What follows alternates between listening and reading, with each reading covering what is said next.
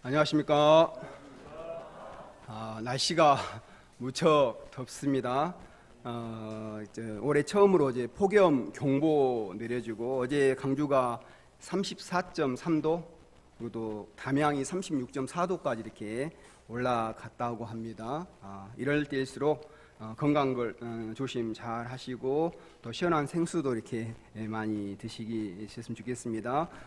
여름 수양회를 이제 오늘부터 기도하고 본격적으로 이렇게 준비를 하는데, 준비하는 기간, 또 수양의 기간, 하나님께서 폭염보다 더 뜨거운 이글이글 거리는 성령의 역사를 허락해 주시기를 기도합니다. 그러면서도 시원한 생수와 같은 은혜의 역사를 허락하여 주시기를 기도합니다. 올 말씀이 오병이어 말씀인데, 수양회를 준비하는 저희에게 딱 맞는 말씀인 것 같습니다. 이 시간 말씀의 은혜를 주셔서 오병이어를 드리는 역사가 충만한 수양회가 되기를 기도합니다. 요절 말씀 같이 읽고 시작하겠습니다. 요절 말씀 시작. 예수께서 떡 5개와 물고기 2마리를 가지사 하늘을 우러러 축사하시고 떼어 제자들에게 주어 무리에게 나누어 주게 하시니 먹고 다 배불렀더라. 오늘 말씀이 14강인데 벌써 14강이면 우리가 누가복음을 꽤 배웠습니다. 누가복음이 총 24장까지 있는데, 혹시 어떤 말씀을 중심으로 전반부와 후반부로 이렇게 나뉜지를 아신가요? 우리 청년부 목자님들 중에서 어떤 말씀을 중심으로 전반부와 후반부로, 우리 바울 목자님 어떤 말씀을 중심으로, 누구의 고백인데? 그렇습니다. 그렇죠. 예수님께서 너희는 나를 누구라 하느냐 했을 때 베드로가 하나님의 그리스도시니이다 이렇게 고백하면서 전반부 후반부는 아니거든요. 그래서 전반부는 예수님이 누구신가 하는 내용이라면, 후반부는 예수님께서 이제 그리스도로서 어떤 길을 가고, 또 예수님을 그리스도로 고백한 사람은 어떤 인생을 살아야 하는가 하는 어떤 제자의 삶에 초점을 맞추고 있습니다. 이제 전반부 갈릴리 사역의 마지막 부분에 이르렀는데요, 지금까지 예수님은 많은 이적들을 통해서 예수님이 누구시며 예수님을 통해서 어떤 일들이 일어난지를 알려주셨습니다. 또 한편으로 투트랙을 쓰셨는데, 제자들을 부르셔서 예수님과 동행하면서 전하시는 말씀과 행하시는 일들을 듣고 보며 배우게 하셨습니다. 이렇게 하신 목적은 예수님이 행하신 일들을 온 세상에 전파할 뿐만 아니라 예수님이 행하시는 사역을 계승하도록 하기 위해서입니다. 누가복음과 짝을 이루는 사도행전은 제자들이 예수님의 사역을 계승하여 행한 역사를 기록했습니다. 지금까지 제자들은 주로 옆에서 보고 배우는 입장이었습니다. 그런데 이제부터는 제자들이 직접 나서서 양들을 돕도록 예수님께서 도전하십니다. 그래서 오늘 말씀에서도 뭐라고 하십니까? 너희가 먹을 것을 주어라. 내가 준다가 아니라, 예수님이 준다가 아니라 너희가 먹을 것을 주어라. 이 말씀은 제자들로서는 부담이 될 수밖에 없었습니다. 이때까지는 예수님 옆에서 이렇게 구경하면서 떡만 먹다가 이제 직접 해보아라 하니까 부담이 되었을 것입니다. 그러나 이 과정에서 제자들은 믿음을 배우고 점점 영적인 지도자들로 성장하게 됩니다. 주님의 능력을 체험하고 목자의 심정을 배우게 됩니다. 주님은 우리도 이 시대의 목자요 영적인 지도자들로 키우기를 원하십니다. 이를 위해 우리에게 도전하십니다. 도전하신다고 하십니다. 도전. 제가 말씀 준비하는데 예수님이 나한테 도전하신다 하니까 이 도전이 되더라고요, 이게. 그래서 이 예수님의 뜻을, 또 예수님의 도전을 깊이 영접하고 순종해서 우리도 믿음의 능력을 체험하고 주님께 귀하게 쓰임 받을 수 있기를 기도합니다. 1, 2절을 보십시오. 예수님께서 12 제자들을 세상 가운데 내보내시면서 가서 하나님 나라를 전파하며 병든 자들을 고치라고 하십니다. 아직 어린 제자들로서는 복음을 전하고 병을 고치는 것이 쉽지 않습니다. 그러나 예수님은 제자들이 온실의 화초 같은 자가 아니라 현장에 나가서 양들을 도우며 배우도록 훈련하셨습니다. 예수님은 제 아들을 무조건 내보내시는 것이 아닙니다. 1절을 보면 모든 귀신을 제어하며 병을 고치는 능력과 권위를 주셨다고 했습니다. 제 아들은 맨몸으로 가는 것이 아니라 주님이 주신 능력을 덧입고 나아가는 것입니다. 사도행전 2장 8절 오직 성령이 너에게 임하시면 너희가 권능을 받고 땅끝까지 내 증인이 되리라 하셨는데 그 권능을 덧입고 나가는 것입니다. 3절을 보십시오. 예수님은 제 아들에게 여행을 위해서 아무것도 가져가지 말라고 하십니다. 심지어는 여행의 필수품인 지팡이나 배낭이나 양식, 돈, 또 두 벌 옷도 가져가지 말라고 하십니다. 좀 너무한 것 같은데, 근데 이 말씀은 전도할 때에는 사람이나 물건을 의지하지 말고 하나님 한 분만을 전적으로 의지하라는 의미입니다. 먼저 그의 나라와 그의 의를 구하는 데만 전심전력하고 그 외의 것은 하나님의 돌보심에 맡기라는 뜻입니다. 그리고 어느 집에 들어가든지 거기 한 곳에서만 머물다가 떠나라고 하십니다. 예수님의 은혜를 아는 사람이라면 누구든지 제달같이 나가서 복음을 전하고 싶은 마음이 굴뚝 같습니다. 안 그렇습니까, 우리 조시아 목자님? 그렇죠. 예. 복음을 전하고 싶은 마음이 굴뚝 같은데, 그런데 쉽지 않습니다. 그 이유가 무엇입니까? 두 가지 요소가 이렇게 딱 버티고 있기 때문입니다. 전도를 하려면 이 두 가지를 극복해야 합니다. 첫째는 거절에 대한 두려움입니다. 전도하고자 다가갈 때 제일 먼저 다가오는 반응은 웰컴입니까? 기다렸습니다가 아니죠. 바로 이렇게 거절하는 것입니다. 옛날에도 거절을 많이 했지만 요즘은 더욱 이게 이상한 사람을 취급하면서 거절을 많이 합니다. 캠퍼스에는 복음을 전도를 금지하는 분위기가 형성되어 있고, 또 그 무신론 동아리인 그 프리싱커스라는 데는 그 전도 퇴치 카드를 이렇게 학생들에게 이렇게 나눠줘 가지고 오면 이렇게 딱 이렇게 거부하도록 이렇게 운동까지 이렇게 펼치고 있다고 합니다. 이러면 어떻겠어요? 기가 죽고 또 이렇게 거절을 당할 때 기분 좋은 사람은 아무도 없을 것입니다. 하지만 예수님은 전도자는 거절당하는 것을 각오해야 한다고 이렇게 말씀을 하십니다. 영접하지 않고 배척한다고 해도 상처받지 말아야 한다고 말씀하십니다. 그런데 말씀은 쉽지 이게 마음대로 되지를 않습니다. 저도 이 거절당할 것 같은 이게 두려움이 너무 이렇게 심한데, 그래서 전도할 때는 그 전도자의 자세를 정확히 숙지를 하고 가야 됩니다. 의욕만 앞서서 나가다가는 큰 상처를 받고 그런 사람이 많습니다. 그래서 에스겔서에 보면 우리가 전도해야 할 이유가 나와 있는데 한번 먼저 읽어보겠습니다. 좀 길긴 한데 한번 읽어보겠습니다. 에스겔서 시작. 인자야, 내가 너를 이스라엘 족속의 파수꾼으로 세웠으니 너는 내 입의 말을 듣고 나를 대신하여 그들을 깨우치라.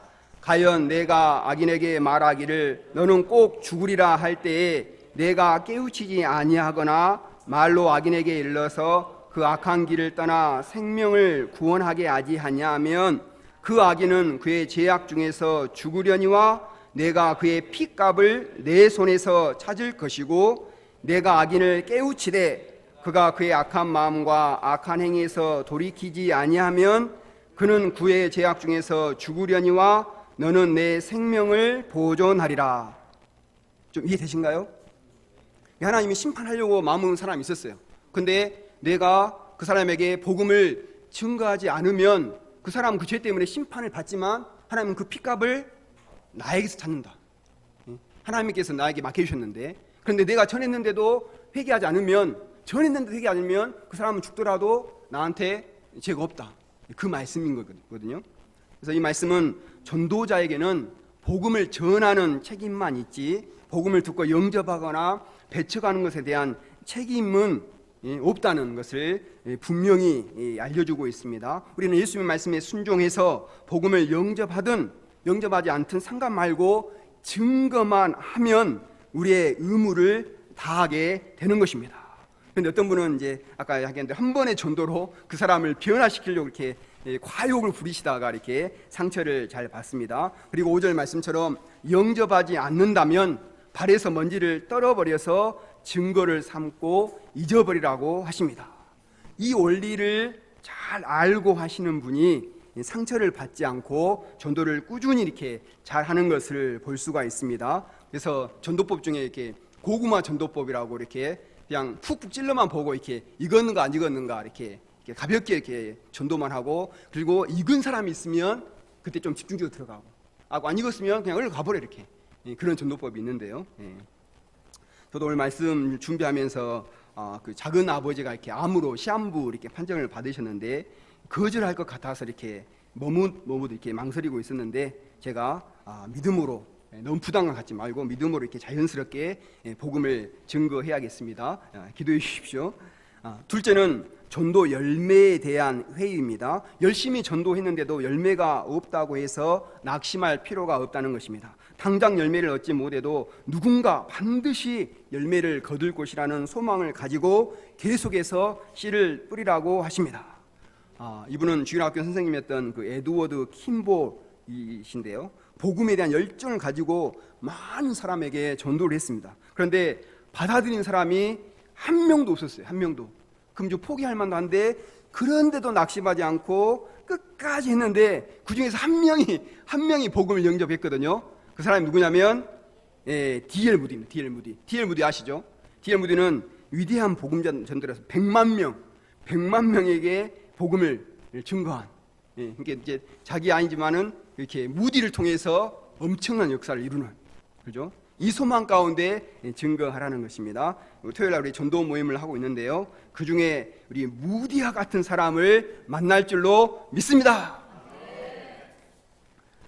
6절을 함께 읽어보겠습니다. 시작. 제자들이 나가 각 마을에 두루 다니며 곳곳에 복음을 전하며 병을 고치더라. 제자들은 전도의 원리를 마음에 새기고 주님의 말씀에 단순하게 순종해서 복음을 전했습니다. 복음을 영접하지 않고 거절하면 상처받지 않고 먼지를 털어버렸습니다. 그리고 다른 사람에게 가서 복음을 전했습니다. 그때 말씀을 듣고 영접하는 사람이 생겼습니다.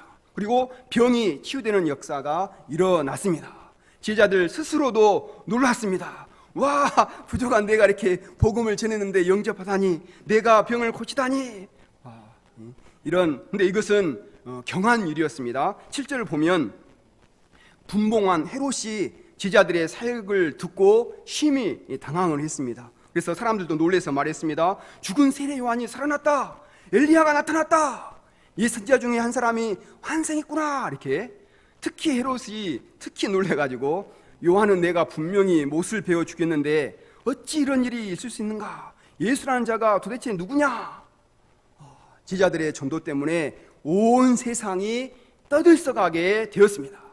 제자들은 헤롯 왕을 만난 적이 없습니다. 왕궁 근처에도 가본 적이 없습니다. 그런데 그들의 소문이 왕궁의 울타리를 넘어서 헤롯 왕의 귀에까지 들어갔습니다. 헤롯 왕을 겁나게 할 만큼 큰 반향을 일으켰습니다. 이를 볼 때 전도의 영향력이 얼마나 놀라운가를 알 수가 있습니다. 제자들은 대단한 학식을 가진 자들이 아닙니다. 그냥 지극히 평범하고, 보면 좀 우리보다 좀 못하죠. 솔직히 못하죠, 이렇게. 그러나 그들이 전하는 복음 자체가 능력이 있기 때문에 큰 파장을 일으킨 것입니다. 고린도전서 하나님께서 전도에 미련한 것으로 믿는 자들을 구원하기를 기뻐하셨다고 했습니다. 로마서 내가 복음을 부끄러워하지 아니하노니 이 복음은 모든 믿는 자에게 구원을 주시는 하나님의 능력이 됨이라고 하였습니다. 우리는 복음의 능력을 믿고 전하기만 하면 되는 것입니다. 디모데후서 말씀처럼 때를 얻든지 못 얻든지 항상 말씀 전파에 힘쓰는 저와 여러분이 될 수 있기를 기도합니다. 이분은 빌리 그레암 목사님이신데 우리 청년부들 좀 아실까요? 우리 애원 자매님 혹시 아신가요? 잘 모르시죠? 위대한 목사님이라신 것만. 그를 통해서 복음을 전해 들은 사람이 전 세계적으로 몇만 명입니까? 몇만이 아니라 22억 명. 이 한 사람으로 인해서 22억 명이 복음을 들었어요. 이런 분 10명만 있으면 어떻게 되겠습니까? 220억 전 지구 다 들어보죠 이렇게. 그럼 예수님 바로 오시겠죠. 22억 명이나 되는. 그리고 이제 이분이 이제 1973년도에 같아요. 메센 14년인데 한국에 와서 일주일 동안 여의도에서 이렇게 전도 집회를 열었는데 이때 몇만 명이 참석하지 아십니까? 오른쪽 보시면 엄청나죠 이렇게. 이때 300만 명, 300만 명이 참석을 해서 우리나라 이제 막 이렇게 할 때 이때 한국 교회 부흥의 기폭제가 이렇게 되었다고 합니다. 그런데 이제 이렇게 그 위대한 이렇게 목사님도 본래부터 이렇게 위대한 하나님의 종이 아니었다. 그가 이제 고등학교 시절 노스캐롤라이나 이렇게 샬롯에 계신 분인데 그 빌리 썬데이 부흥 집회가 있었다고 합니다. 그때 이제 좀 이렇게 반항적이던 고등학생들이 그 집회를 방해하고자 이렇게 모의를 꾸몄습니다. 그때 빌리는 과연 무슨 일이 일어나는가 구경하러, 이를테면 싸움 구경을 이렇게 하러 간 것이었습니다. 그냥 은혜 받으러 간 게 아니라 싸움 구경하러 갔는데 그때 그 집회에서 큰 은혜를 받았습니다. 그리고 그는 점점 이렇게 변화되어서 마침내 세계적인 복음 전도자가 되었습니다. 하나님의 역사는 참으로 신기합니다. 구경하러 갔던 집회에서 은혜를 받고 변화되어서 이렇게 세계적인 부흥사가 되기도 합니다. 우리 목자님들도 그런 분들 계시죠. 억지로 끌려오거나 또 구경 왔다가 말씀 받고 변화되신 분.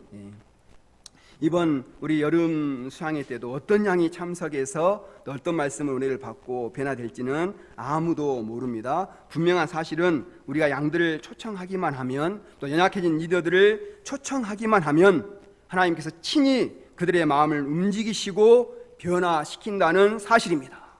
헤롯 왕처럼 완악한 자도 복음의 권세 앞에 두려워 떨었습니다. 우리가 복음에 대한 확신을 가지고 힘써 양들을 초청해서 복음이 양들의 내면을 깨우는 큰 은혜를 체험할 수 있기를 기도합니다. 10절을 보십시오. 10절을 한번 다 같이 한번 읽어보겠습니다. 시작. 사도들이 돌아와 자기들이 행한 모든 것을 예수께 여쭈니 데리시고 따로 베세다라는 고을로 떠나가셨으나, 사도들이 전도여행을 갔다 와서 예수님께 보고를 했습니다. 보고가 어떻겠어요? 아주 신났겠죠. 그들이 체험한 것을 침을 튀겨가면서, 특히 이제 베드로가 이제 빅마우스이기 때문에 아주 크게 이렇게 자랑을 했을 것 같습니다. 주여, 제가 복음을 전했는데 사람이 눈물을 흘리며 은혜를 받았습니다. 저는 주의 이름으로 귀신을 쫓아냈습니다. 저는 병을 치료했습니다. 정말 신기했습니다.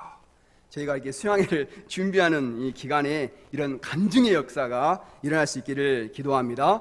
예수님도 이렇게 신이 나서 보고하는 사도들이 기특하고 사랑스러우셨을 것입니다. 그래서 그들에게 휴식이 필요한 줄 아시고 그들을 이렇게 베세다라는 고을로 데리고 가셨습니다. 청년부들이 이제 엊그저께 장성으로 가서 쉼을 얻은 것처럼 바베큐 파티도 하고 게임도 하고 물놀이도 하고 별도 보면서 좀 이렇게 쉬고자 하셨습니다. 그런데 이게 웬일입니까?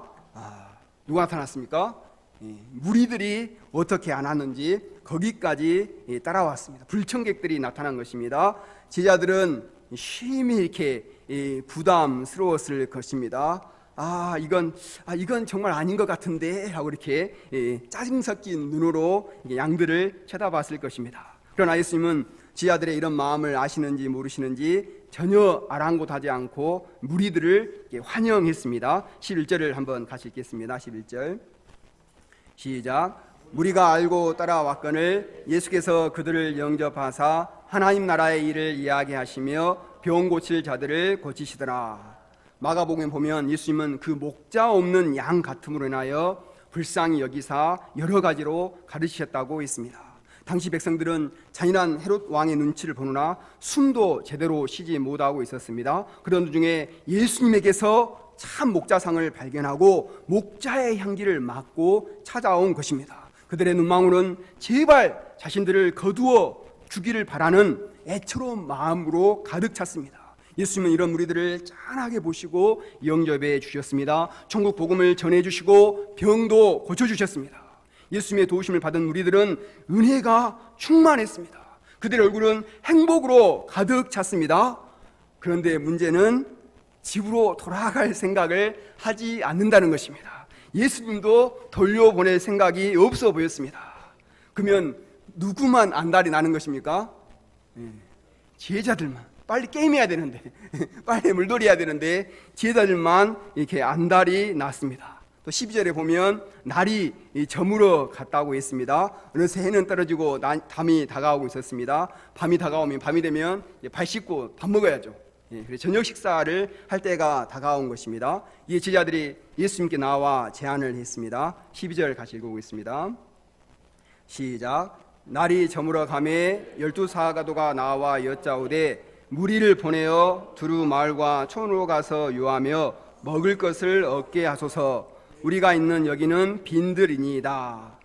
사도들의 제안은 아주 합리적이었습니다. 디모데 목사님 그러지 않는가요? 아주 합리적이죠. 그죠? 빈들이니까, 사람들은 많으니까, 밤이 되니까 가서 먹도록 하는 거 아주 합리적입니다. 그런데 예수님의 말씀은 전혀 달랐습니다. 예수님께서 어떻게 말씀하셨는지 13장 그 상반절을 천천히 한번 읽어보겠습니다. 시작. 예수께서 이르시되 너희가 먹을 것을 주라 하시니. 예수님은 무리들을 돌려보내시는 것이 아니라 너희가 먹을 것을 주라고 하셨습니다. 너희가가 아니라 예수님이 내가 먹일 것이다 이런 대답도 아니고, 돌려보내는 것도 아니고, 내가 먹일 것이니 그냥 보고 있어라 이것도 아니고, 너희가 먹을 것을 주라는 이런 답을 하셨습니다. 이 답은 아무도 예상치를 못한 말씀, 아무도 예수님이 먹이신다는 것도 아니고, 제자들 우리 보고 먹이시라니, 이런 말씀은 진짜 그 망치로 이렇게 한 대 딱 이렇게 한 대 맞는 그런 그 말씀입니다. 여기 모인 사람들의 숫자가 얼마나 됩니까? 5,000명이 넘습니다. 5,000명. 지금 우리가 한 50명이죠. 50명. 여기 10배가 500명. 이게 100배가 5,000명. 그죠? 남자들은 5,000명이에요. 그 다 합치면 2만 명. 2만 명을 먹인다고 생각해 보십시오. 우리 천국잔치부 우리 다니엘라 목자님, 2만 명 먹이십시오. 우리 다니엘라 목자님 먹이실 수 있을 것 같아요. 근데 제자들은 부담이 되었습니다. 제자들은. 왜냐하면 그들에게는 먹을 만한 돈이나 양식이 없었습니다. 제자들은 모든 걸 버리고 왔기 때문에 자신들 먹을 것도 없었습니다. 또 이곳은 빈들이고 돈이 있다고 해도 방법이 없었습니다. 오늘날처럼 주문만 하면 배달의 기사가 오는 것도 아니고, 또 외식업체가 출장 나오는 것도 아니었습니다. 그런데도 왜 예수님은 제자들에게 너희가 먹을 것을 주라고 말씀하셨을까요? 만약에 예수님께서 얘들아 걱정하지 마, 이 무리들은 내가 먹일 테니까 너희는 그냥 보고만 있어, 이렇게 하시면서 기적을 베푸시면 제자들은 얼마나 이렇게 편하고 좋겠습니까? 그러나 그렇게 하면 제자들은 부담이 없고 편하기는 하지만 믿음을 배울 수가 없습니다. 목자의 심정을 배울 수가 없습니다. 항상 하나님 역사의 관중으로만 남을 수밖에 없습니다. 그래, 구경하고 떡이나 먹어야지, 이런 생각만 하고. 근데 예수님은 제자들이 그런 단계에 머무르기를 원치를 않으셨습니다. 그들을 양들의 목자요 역사의 주역들로 키우기를 원하셨습니다. 불가능에 도전하는 믿음의 용사들로 키우기를 원하셨습니다. 이를 위해서 그들에게 기회를 주시고 도전하신 것입니다. 너희가 먹을 것을 주어라. 이 말씀은 단순한 푸시가 아닙니다. 너희가 무리들을 먹여봐. 너희들도 할 수 있어. 너희들도 할 수 있어. 한번 해봐. 내가 도와줄게 하는 예수님의 격려의 말씀인 것입니다. 자녀들을 교육시킬 때 어떤 부모는 아이를 너무나 사랑한 나머지 모든 것을 다 해줘 버립니다. 필요한 것들도 다 사주고 심지어는 숙제도 다 해줘 버립니다. 그러면 당장은 좋을지 모르지만 아이가 스스로 문제를 해결하는 능력을 배울 수가 없습니다. 정말 아이를 사랑한다면 스스로 해결해 보도록 기회를 주어야 하는 것입니다. 네가 한번 해봐라. 할 수 있다.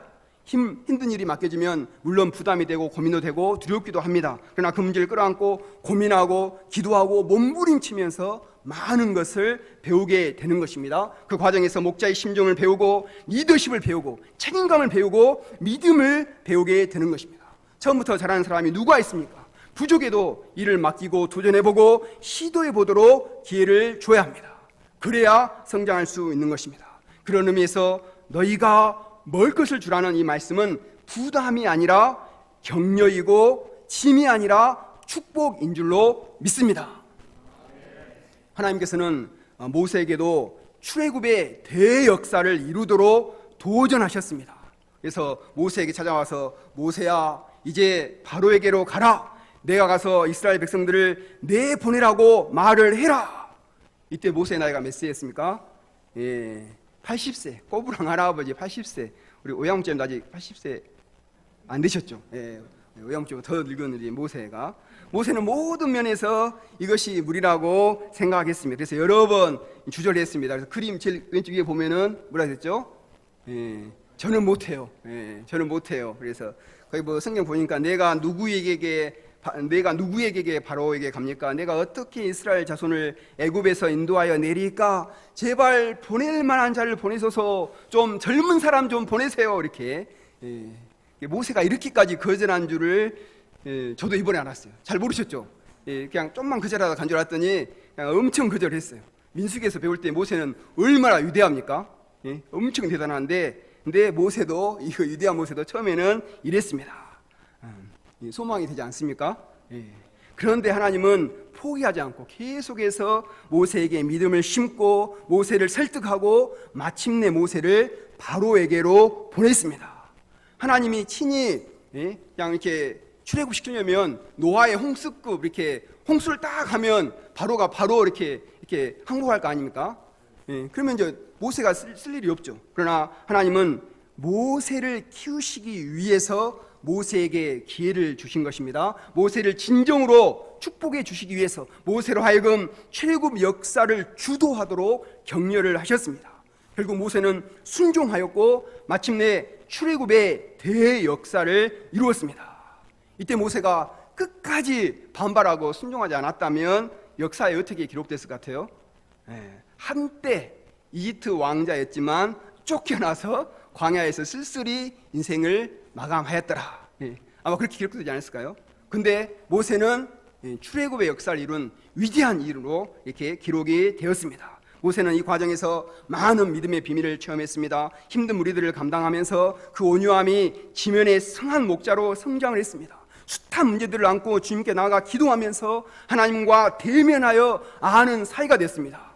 200만 얼마나 많은 사람을 이렇게 섬기느냐에 따라서 내면성과 그릇이 커지는 것 같아요. 그죠? 이왕 우리가 많은 사람을 섬기기를 기도합니다. 우리 어거스트 목자님이 지금 50명인데 100명, 200명, 1000명까지 섬기는 이렇게 위대한 목자로 쓰임받기를 기도합니다.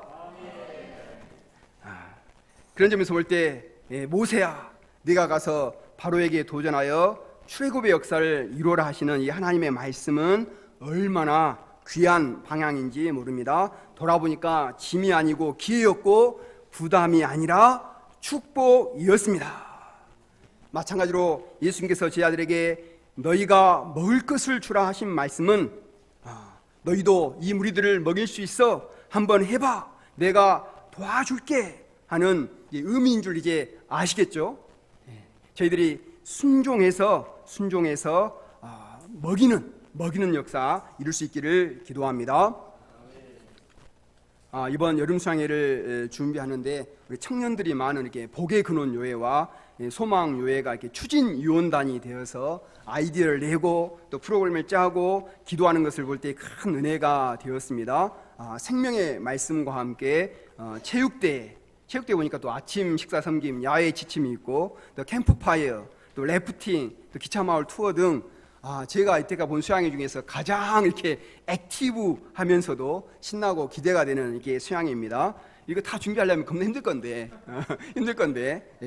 앞으로 이런 수양회를 추진하면서 많은 어려움과 힘든 일도 많을 것입니다. 그러나 누구보다 하나님의 은혜와 능력을 많이 체험하고 하나님 역사의 주인들로 우뚝 설 것으로 믿습니다. 하나님께서 이들의 수고와 기도를 받으시고 놀라운 성령의 역사를 허락해 주시기를 기도합니다. 이 예수님의 말씀에 대한 제자들의 반응이 어땠습니까? 13절 하반절을 같이 한번 읽어보겠습니다. 시작. 여짜오되 우리에게 떡 5개와 물고기 2마리밖에 없으니 이 모든 사람을 위하여 먹을 것을 사지 아니하고서는 할 수 없사옵나이다. 제자들은 Why me? 왜 내가 이들을 먹게 합니까? 내게 뭐가 있다고 이들을 먹이라고 하십니까? 이렇게 반발하지 않고 우리에게 떡 5개와 물고기 2마리 밖에 없습니다. 이렇게 보니까 좀 부정문처럼 보이는데 영어로 보면 We have only 5 loaves of bread and 2 fish. 긍정문이라는 것입니다. 긍정문. 그렇지만 이제 너무 이제 작으니까 이제 5천 명을 먹이려면 사야 된다. 거부한 것이 아니라 이렇게 그래도 긍정을 했다는 것입니다. 저는 이 본문을 읽을 때마다 이순신 장군의 그 명량해전이 생각납니다. 명량해전에서 우리나라 배가 12척인 건 아시죠? 일본 배는 몇 척인지 알아요? 외우기 쉽죠. 333. 12대 333척. 또 그 당시 12척도 다 전쟁에서 져가지고 아주 초라하고 사기도 다 떨어져 있었습니다. 인간적으로 계산하면 해보나 마나한 전쟁입니다. 그래서 육군으로 이렇게 오라 그랬죠. 그런데 이때 이순신 장군은 뭐라 합니까? 한번 같이 한번 읽어볼까요? 자, 신에게는 시작. 신에게는 아직 12척의 배가 남아 있습니다. 그렇죠? 비장한 각오로. 보리떡 같지만 보리떡 같은 12척의 배가 남아 있습니다. 정말 위대한 말입니다. 333대 12는 비교가 되지 않지만 그래도 12척이나 남아있다고 생각하고 일본군과 대항해서 싸웠습니다. 그리고 대승을 이루었습니다. 이순신 장군에게는 국가와 민족을 사랑하는 목자의 심정이 있었습니다. 심정이 있었기 때문에 진도 앞바다의 울돌목, 이 물길을 이용할 수가 있었습니다. 목자의 심정이 있으면 길이 보입니다. 그죠? 그래서 지붕도 뚫고 창조적인 아이디어를 하나님께서 생각나게 하시는 겁니다. 그래서 세계전에서 길이 빛날 업적을 남겼습니다. 하나님을 모르는 이순신 장군도 포기치 않고 이렇게 물리쳤는데 하물며 살아계시고 전능하신 하나님을 믿는 우리는 어떻게 해야 하겠습니까? 주여, 제게 아직 젊음이 남아 있습니다. 주여, 제게 아직 9스텝 노트가 있습니다. 창세기 말씀 공부도 있습니다. 주여, 제가 양들을 위해 중보 기도를 할 수 있습니다. 이렇게 대답해야 하지 않겠습니까? 제자들이 오병이어를 가지고 나올 때 예수님께서 어떻게 하셨습니까? 16, 17절 같이 읽어보겠습니다. 시작. 예수께서 떡 5개와 물고기 2마리를 가지사 하늘을 우러러 축사하시고 떼어 제자들에게 주어 무리에게 나누어 주게 하시니 먹고 다 배불렀더라. 그 남은 조각을 12바구니에 거두니라. 5천 명이나 되는 무리 앞에서 오병이어는 너무나 작고 초라한 것이었습니다. 그러나 예수님은 이 오병이어를 무시하지 않으셨습니다. 이것을 누구 입에 붙이라고 과제하느냐 내팽개치지 않으셨습니다. 예수님은 오병이어를 기쁨으로 영접하셨습니다. 그리고 하늘을 우러러 축사하셨습니다. 하나님께 감사하며 축복하셨습니다. 하나님, 지 아들이 가지고 나온 이 귀한 오병이어를 보시옵소서. 이것을 기쁨으로 받아 주시옵소서. 이것을 귀하게 축복하여 주시옵소서. 그렇게 하시고 떼어서 제자들에게 주셨는데 5천 명의 무리들이 다 배불리 먹고 또 12바구니가 남는 역사가 일어났습니다. 이를 볼 때 5천 명의 무리들을 배불리 먹이시는 분은 결국은 누굽니까? 결국은 예수님이십니다. 그런데 중요한 것은 예수님께서 제자들을 가지고 나온 오병이어를 가지고 축사하셔서 먹이셨다는 사실입니다. 오병이어 자체는 별것이 아닙니다. 그러나 그것을 가지고 주님께 나아가면 주님께서 기뻐 받으시고 넘치도록 축복해 주십니다. 우리에게는 누구나 작은 오병이어들이 있습니다. 전도의 오병이어, 1:1, 또 기도, 섬김, 또 신방, 또 헌금, 동역, 진심, 또 어떤 분은 이제 운전의 오병이어, 또 어떤 분은 댄싱, 또 어떤 분은 잘 놀아주는 분이 있죠. 양들은 잘 놀아주고 또 안 되면 또 옆에서 크게 웃어주시는 그런 분들이 있어요. 이런 오병이어를 하찮게 생각하지 말고 주님께 들고 나가면 하나님께서는 받으시고 축사하사 크고 놀라운 일을 이루시리라 믿습니다. 이번 수양에 이런 역사가 충만히 일어날 수 있기를 기도합니다. 오병이어로 5천 명을 먹이신 예수님의 능력과 역사 방법을 인하여서 감사 찬양을 드립니다. 저는 누구보다 보잘것이 없지만 진심의 오병이어를 드릴 때 하나님께서 축사하사 넘치게 먹이시고 채우시는 분이심을 너무나 많이 체험했습니다. 학생 시절 공대 캠퍼스 점심 모임 식사를 섬기려고 장막에서 국을 끓여서 이렇게 자전거를 싣고 가다가 교대 후문에서 이렇게 국이 넘어져서 이렇게 많은 창피를 당했습니다. 또 그때 하필 말씀을 전하려고 양복을 입고 가고 있었거든요. 양복 입고 왔는데 국이 엎어져서 양복 입은 채로 이렇게 했는데, 근데 하나님은 그걸 축사하셔가지고 공대에 그때 10명이 넘는 제자를 세우도록 축복하셨습니다. 저도 최초로 그 여름 수양의 추진 예언단 그때 처음으로 했는데, 지금 추진 예언단 못하지만은 그래도 이제 나름대로 프로그램을 짜고 동역자들 이렇게 또 십자가를 감당하자 이렇게 하고, 그때 처음으로 래프팅을 넣었어요. 래프팅. 근데 래프팅을 냈는데 반발이 심했습니다. 그것도 십자가 말씀 바로 아래. 십자가 말씀하고 그날 오후에 래프팅 하는 걸로 하고, 학사 목사님들이 신임 목사님들이 오셔가지고 수양회를 롤러를 가느냐, 그리고 제가 래프팅 처음 하니까 광고를 많이 했거든요. 예수님을 광고를 해야지 래프팅을 광고한다고 이렇게 막 이렇게 그래가지고 우리 추진 위원단들은 이미 계약을 해버려서 이제 취소할 수도 없고, 그래가지고 우리 때문에 수양회가 망하지 않도록 합심해서 기도할 수밖에 없었습니다. 근데 그날 어떤 일이 있었냐면 십자가 말씀 때 이렇게 그때 소나기가 엄청 왔어요. 그래서 예수님이 십자가에 돌아가시고 이게 어두워지잖아요. 정말 어두워지고 천둥 번개치고, 근데 말씀이 이렇게 살아서 역사하고, 근데 우리는 좀 걱정됐죠. 이러면은 래프팅 못하니까.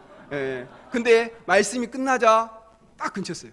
딱 그치고, 그리고 가서 해봤는데 거기가 물이 이게 잔잔해서 래프팅이 별로 재미없어요. 근데 소나기가 와가지고 너무 재밌어가지고 그 인도하는 사람도 이렇게 하긴 처음이다.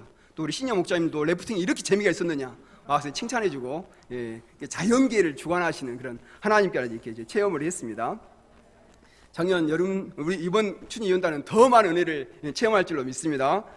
작년 여름 수양회 때는 이렇게 또 부족하지만 우리 청년부, 우리 세진, 우리 찬영 목자님들을 도와서 이렇게 말씀 역사를 섬기고, 또 기도의 오병이어를 드리고자 이렇게 저녁 기도 모임에 꾸준히 참석할 때 하나님께서 기도의 성령을 부어주셔서 40일간 새벽 기도를 감당하게 하시고, 또 성령 충만의 역사를 체험케 하셨습니다. 올해 여름 수양회를 준비하며 기대가 되었습니다. 그리고 어떤 오병이어를 드릴까 고민하고 있었는데, 갑자기 십자가 말씀이 이렇게 저에게까지 이렇게 오는 것이었습니다. 이렇게 어거스틴 목사님이 전화를 해가지고 이렇게 이런저런 이야기를 빙빙 돌리시다가 십자가 말씀을 하고 할 수 있느냐 이렇게. 근데 누구라도 십자가 말씀은 부담이 되잖아요. 그래서 제가 기도해 보겠습니다 이렇게 했는데, 근데 기도 중에 그래 하나님께서 원하시는 오병이어가 이건갑다 하면 이렇게 하고 정말 크게 결단했습니다. 제가 크게 결단을 했습니다. 그리고 먼저 십자가 말씀을 통해 자신의 은혜를 받고 또 죄를 깨닫고 회개하고자 새벽기도 오병이어를 이렇게 결단하고, 죄송하지만 먼저 이렇게 기도 통장을 제가 시작했습니다. 원래 7월 1일부터 해야 되는데 제가 이제 6월 22일부터 해가지고 지금 얼마 모았습니까?